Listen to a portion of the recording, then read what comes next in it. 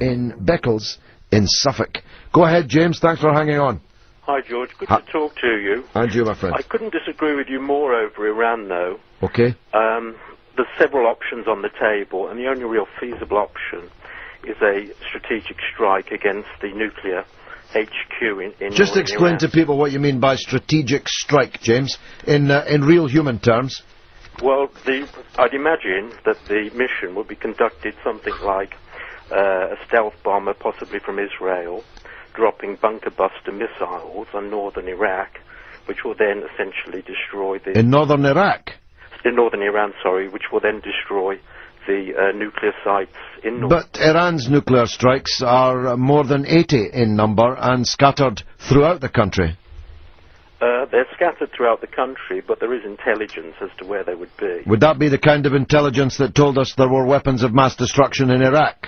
Well, there would be no grounds for a strike on northern Iran unless there was good grounds to believe that there were nuclear installations there. But we were told that there were good grounds for believing that the Iraqis had weapons of mass destruction, and that turned out, however good the grounds for suspecting, to be absolute balderdash. But you're talking there about an invasion which led to regime change. No. I'm just dealing, first of all, James, with the issue of intelligence. You're telling me that this will be done, and the anodyne, or if you'll forgive me saying so, Orwellian phrase that you used, was a strategic strike, which is, of course, code for large amounts of high explosives raining down on people's heads. Now, you say you know where Iran's nuclear facilities are, although you didn't appear to know that they're more than 80 in number, and they're not in northern Iran, they're all over Iran. And then you tell me that that would be the target because of intelligence. Now, I'm sorry, James, but there will be people listening to this who don't know whether to laugh or cry at somebody like you, an intelligent man, coming on and repeating the mantra about intelligence when you know what you know now about the intelligence that led us into the disaster in Iraq, James. If I can answer that, George. Of course. If you're suggesting that was going to be a full military invasion of Iran... No, I'm not suggesting that. James, I'm not suggesting that. But what I'm telling you, and I promise you on this, and I hope you never have to phone me up and say that I was right. I'm promising you this. Do not imagine that Iran will treat a strategic strike any differently from a full-scale invasion. Trust me on this, James. I know what I'm talking about. If we bomb Iran, Iran will bomb us back. And amongst the places it will bomb us is here in the centre of London. Innocent people will die. Don't imagine for 1 second that the deaths will be restricted to Iranians in the north of Iran or anywhere else. Any attack on Iran will be met by a full-scale response by Iran everywhere and anywhere. Trust me on that, James. Which is why we must disable it from having nuclear weapons.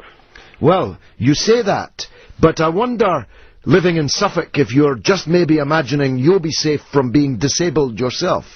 But let me tell you, as someone who lives in London, who represents 100,000 souls in London, who lost constituents the last time an underground train blew up, let me tell you, there'll be a lot of disabled people in London in return for your disablement of Iran's nuclear power plants, which are absolutely legal, which they have as much right to develop as we do, and any attempt to bomb Iran, which you're attempting to sanitize with all your military talk, any attempt to bomb Iran will not be one strategic strike on one place in the north of Iran. It will have to be hundreds of strategic strikes on more than 80 places, even if it's only restricted to the nuclear plants. And there's every reason to believe, in the wake of the American statement, criminalizing, making terrorists of the Revolutionary Guard in Iran,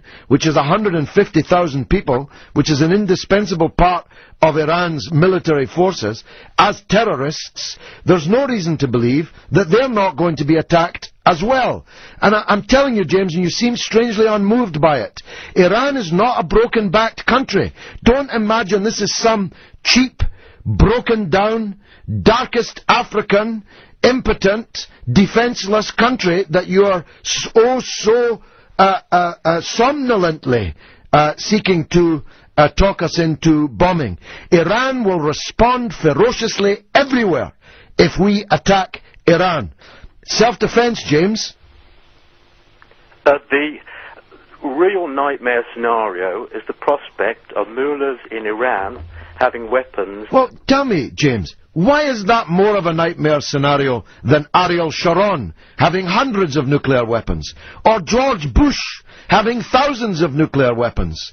Or General Musharraf, who's one bullet away from Islamic revolution in Pakistan, having nuclear weapons? Or the government of India, which refuses to live up to its promises under the Non-Proliferation Treaty? Why are some people, James, allowed to have nuclear weapons, but others are not?